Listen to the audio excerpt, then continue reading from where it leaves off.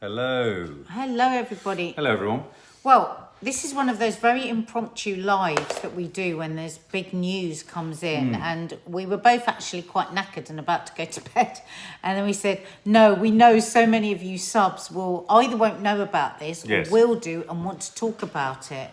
Because I think this is huge. Well, it's funny you should say that because I was in the process of writing a really long email as this came through.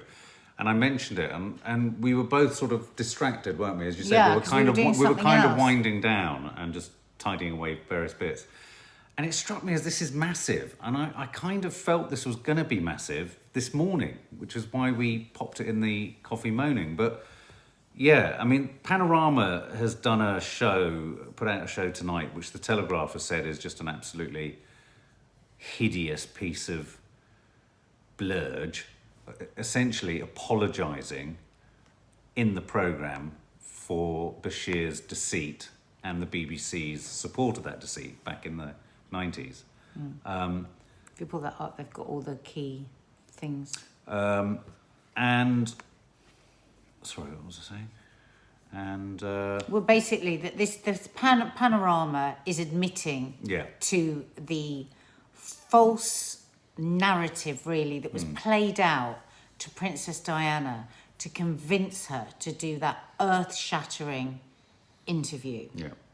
And Prince William has made a statement, reading from a piece of paper, a long and absolutely damning statement about the BBC and Bashir, and I think some real windows into how painful this was. I mean, he says things like, you know, this interview fueled my mother's fear and paranoia that I witnessed for the last couple of years of his life. I mean, think about that. Well, Harry's gone so far as to say our mother lost her life because of this. Because Harry's made a statement as well. Because both Harry and William, and we believe Prince Charles, have all had letters of apology today from as has the BBC. Princess's brother. Yeah. Earl Spencer. Who was always very, very worried about Bashir from when he first met him, because he had all these receipts and everything, and it didn't feel right. And it seems to me what they're all saying is that what this interview didn't only do all the horror that we know, but also it stripped her of the comfort of having anyone that she could trust. And this is what they do. This is what they used to do, not so much now. They would set people on each other to get stories. That's how a lot of the press used to work. I had it done to me in a teeny way. Or so-and-so said this, what story do you want to do? Get your word out there. So what we're talking about this morning, weren't we? And of course, that on a massive scale is what they did to Diana.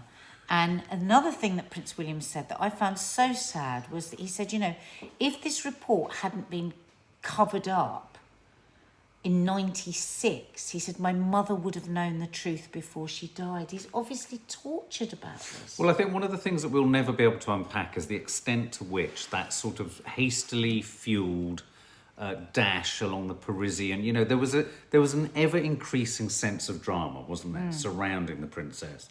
How much of that was driven by her sense and perception of the fact that everyone was against her? And I just wanted to read this point here. The Duke of Cambridge also said that Bashir's deceit in obtaining the 95 interview with Princess Diana, he feels, hastened his parents' divorce and hurt countless others. In him there, didn't you? I mean, bless him, that was the little boy. Yeah. Because they were going to always get divorced. But in there, I heard a small boy going, maybe my parents wouldn't have got divorced if it hadn't been for this interview. Yeah.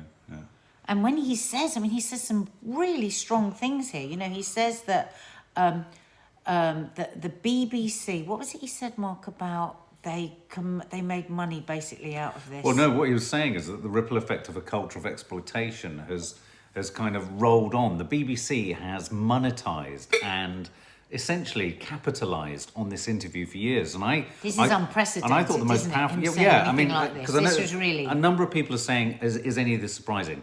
None of this is surprising, None of this is a shock. What we were saying this morning, and we were kind of trying to prefigure, was that the response to this, didn't we? We said this morning, it'll be interesting to see what Prince William says. And by all accounts, he was always going to comment on this. But I never thought to this degree. And I think this is about as close as you can get to accusing someone of modern day treason.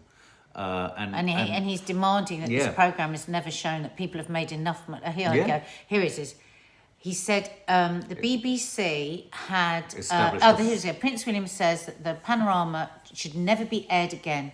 In an unprecedented reply, he said the BBC had established a false narrative which for over a quarter of a century has been commercialised by the BBC. It's true, though. It's true. Yeah. every single word of it is true. It's been syndicated around the world. Would have expected that Prince William would have come out this strongly on it, and you felt his simmering rage. Now I want to ask an interesting question, guys, because I've noticed a couple of people there saying saying it makes sense of Harry's position. Does any of this in some way explain what could be at times ill-advised decisions that Harry's making, but they're also clearly slightly erratic and slightly hurt. I mean, this is a guy and the two brothers who are deeply traumatized by the death of their mother in such an extraordinarily public sphere and in such an odd way and with such a level of sort of shared culpability amongst the media. To have lost your mother like that, and let's not forget, just because they're royalty doesn't mean she wasn't their mother and they were boys. Does it for any of you make sense of or soften your a critical stance towards Harry? Because I wonder whether this is the kind of thing that might build their bridges to each other. Look, Susie Bulmer says maybe Harry speaking out has given William the confidence to speak more openly. I felt that it was such emotional eloquence there, and when he talks about this has caused me indescribable pain. Yeah. The news story, people just asking what has happened. So the report, which was not new news tonight, but the report damning the BBC, damning Bashir for deceitfully securing and procuring essentially access to Princess Diana. It's less about any newness in that story, but the newness in the story is that Prince William and Prince Harry have responded and Prince to William Lord has Dyson's made a inquiry. very strong response on telly. I don't know if he did it live. Your best place to go to listen to it live or listen to the recording is go to the Daily Mail. Not that we're fans of the Daily Mail, but go to the Daily Mail's website. You can find it there in its entirety. That's just clarifying the nuts and bolts of what the story is tonight. He said this on the telly today, Gemma, I think straight after the documentary. But it's online now, so you can watch it. And it really is very moving. I mean, he doesn't get, visibly emotional, but in his words... I think that one it's also on YouTube. Sells Velvet Vicky. It fed the fear and paranoia that I witnessed in the last couple of years of my mother's life. And how old was he then? 10, 12? So that's a lot for a boy of that age. Somebody there saying he didn't speak to Diana for a few weeks after the interview. I didn't know that. I mean, what's interesting is the language that's being used here by both the princes. That we're using incredibly emotive language. I think it's all made all the more powerful, actually, that William did deliver it in quite a sort of straight, very boundaried way. Very boundaried it's like, way. I'm not being moved from this. No. And don't forget, Harry is the younger brother too. So, the trauma, in a sense, for Harry is that much more extreme than it is. What's this? Brazen Bashir is still in denial. Disgraced journalist defends his interview and says it's saddening the scandal overshadowed Princess Diana's brave decision to tell all. God, let it go, love. He remains proud of his world exclusive. He said the forged bank statements had no impact on Diana interview. Lord Dyson published the entirely anticipated report tonight. The retired judge says Bashir was guilty of deception to gain the interview with Diana. I mean, you can't stand there and say I'm proud of it when a judge has found you guilty of deception. I mean, unfortunately, in what possible way? I mean, someone was saying earlier when they looked at the inquiry, they were saying if this was for the better good of the nation or a sector of society or a group or a person, you can argue that, being deceitful with the truth is serving a better end. But what was the better end here? Actually, it was just a scoop, and it was for ratings, and it was for numbers. That's all it was. This, in many regards, for me, was when the BBC started to simply chase ratings. And the BBC was never, ever intended to chase ratings. That's when it all went wrong for the Beeb, I think. Don't you? I think that for me, that's when it, it wasn't a commercial channel. Why was it doing this? And he was kind of... But you see, he admits to these false receipts. How can he admit to that and then say... Yeah. He's still sort of making out that he hasn't done anything. Well, do you remember a few months ago when people were trying to interview him and he said he was too ill from having COVID, he couldn't get out, and then they got that shot of him swinging his takeaway, he'd gone out and got his takeaway. I mean, just that from Harry. Our mother lost her life because these are big sentences. Yeah, our mother lost her life because of this. That's what he said tonight. These are big sentences. That's from Harry. These are massive. This is no small thing. Yeah, from the sort of... And look, there's the image of them just before... That's the age passed they away. were. And Prince William avails himself as a king in waiting in the way that he delivers this, don't you think? He's sort of, he's composed and it broke my heart a bit, I have to say. You saw the child within him. Yeah. Anyway, we there you go, guys. knew some of you wouldn't have watched it, might not know about it. Some of you might have wanted to talk about it. But yeah.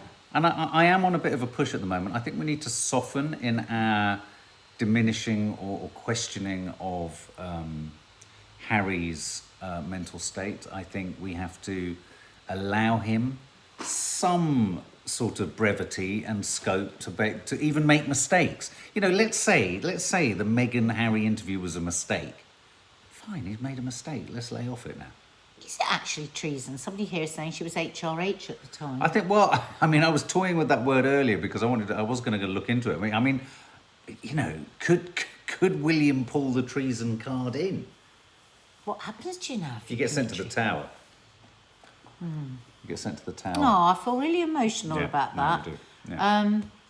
But tomorrow I'll be on Loose Women. I'm in the hot seat tomorrow. Oh, that's good. Is that because it's been farted in? It's because Kay has been there in the beginning of the week, so I hate being in charge, dear. but I'm in charge tomorrow. Well, guys, we'll pick this story up in the morning. I'm sure there'll be lots and lots of analysis. There may even be further comments coming out overnight. So stay safe, guys. See you tomorrow. See you on Loose Women tomorrow. And thank you for all of your lovely messages on Instagram. Thank you, guys. Bye.